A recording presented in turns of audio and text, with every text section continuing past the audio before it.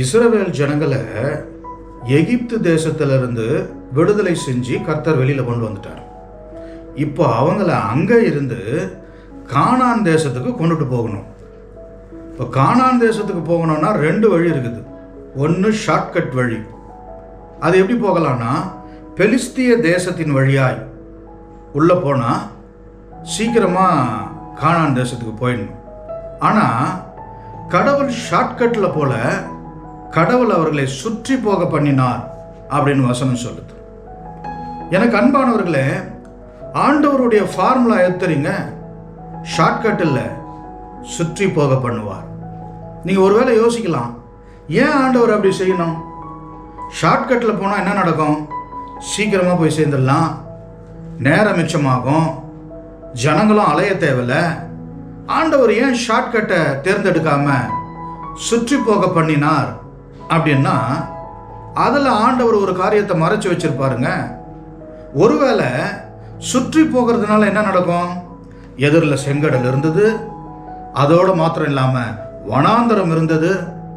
வனாந்தரம்னா சும்மாவாங்க, பகலில் ஃபுல்லாக வெயில் அடிக்கும், குடிக்கிறதுக்கு தண்ணி இருக்காது, சாப்பாடு சரியாக கிடைக்காது, நைட்டில் ஃபுல்லாக குளிரும்.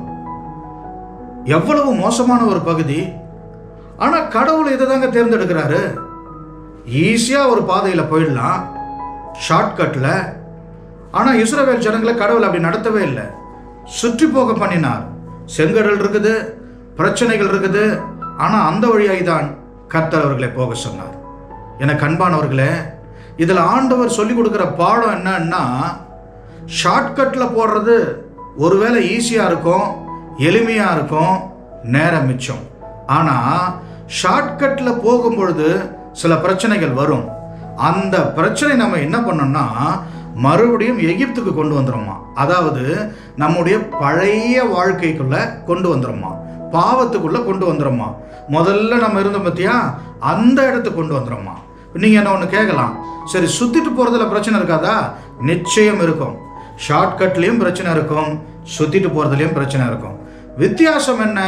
சுற்றிட்டு போகிறதுல செங்கடல் இருக்கும், வனாந்தரம் இருக்கும், பசி இருக்கும், தாகம் இருக்கும், வெயில் இருக்கும், குளிர் இருக்கும்.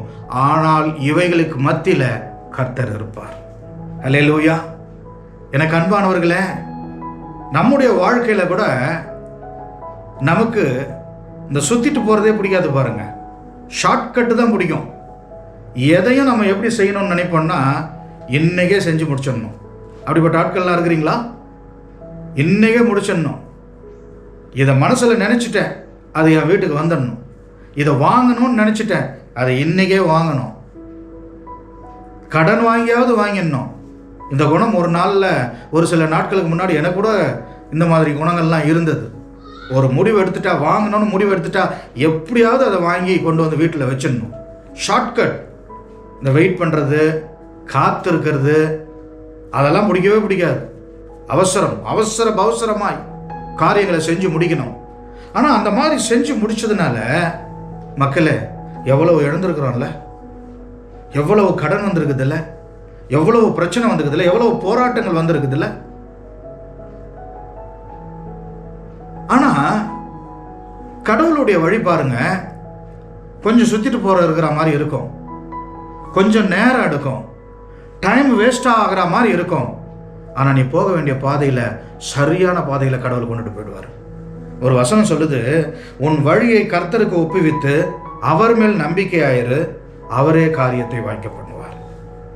எனக்கு அன்பானவர்களே, இப்படி போகலாமா அப்படி போகலாமா அப்படின்னு ரொம்ப டைலமோல யோசிச்சுட்டு இருக்கிறியா?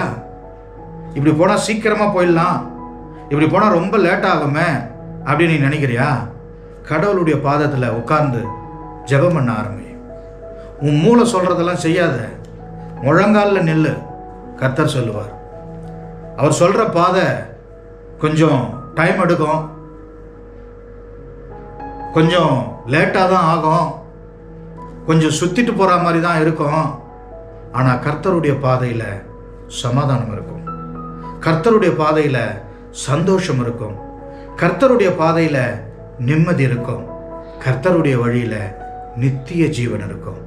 ஆக ஷார்ட்கட் எப்பவும் விரும்பாதீங்க. ஆண்டவர் சில நேரத்தில் உங்களுடைய வாழ்க்கையில் சுற்றி போகவும் பண்ணுவார். காத்துருங்க. சரியான நேரத்தில் சரியான இடத்துல அவர் கொண்டு வந்து நிறுத்துவார்.